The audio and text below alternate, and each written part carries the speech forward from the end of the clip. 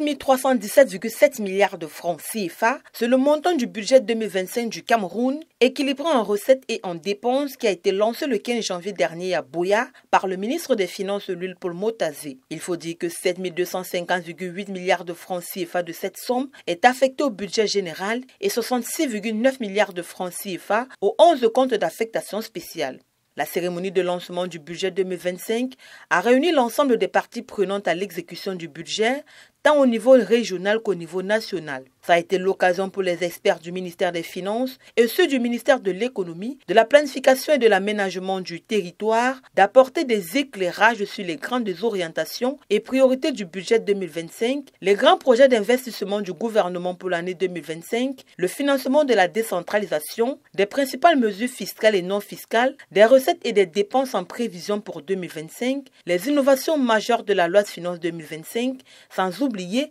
les éclaircissements sur le compte d'élaboration du dit budget, entre autres. Pour le compte de l'année 2025, les principaux défis que compte relever l'État du Cameroun au cours de l'exercice budgétaire sont, entre autres, la poursuite de la mise en œuvre des grands projets d'investissement, l'amélioration de l'offre énergétique aux industries, la mise en œuvre du plan intégré d'import substitution agro-pastorale et halieutique. Aussi, il est question pour le gouvernement de poursuivre la préparation et la réalisation des grands projets de deuxième génération, de renforcer le processus de décentralisation et de poursuivre la reconstruction des régions en crise, notamment le nord-ouest, le sud-ouest et l'extrême nord. Pour relever ces défis, la Direction générale des impôts va réduire le tarif de 60 à 50 francs par mètre cube, la taxe spéciale sur les produits pétroliers applicable au gaz industriel, exonérer le droit de timbre sur les permis de recherche pour les chercheurs camerounais, réduire le taux de l'impôt sur le revenu des capitaux mobiliers pour les dividendes distribués par les petites et moyennes entreprises, accroître la lutte contre la fraude fiscale. Concernant les nouvelles mesures de la loi de finances 2025, il a été relevé au cours du lancement de ce budget que celles-ci sont résolument tournées vers la promotion de la politique d'import-substitution, l'implémentation de la fiscalité verte, la lutte contre l'incivisme fiscal, la fraude douanière et commerciale. Pour ce qui sont des perspectives générales du budget d'investissement public de l'exercice 2025 qui représente 25,7% du budget de l'État,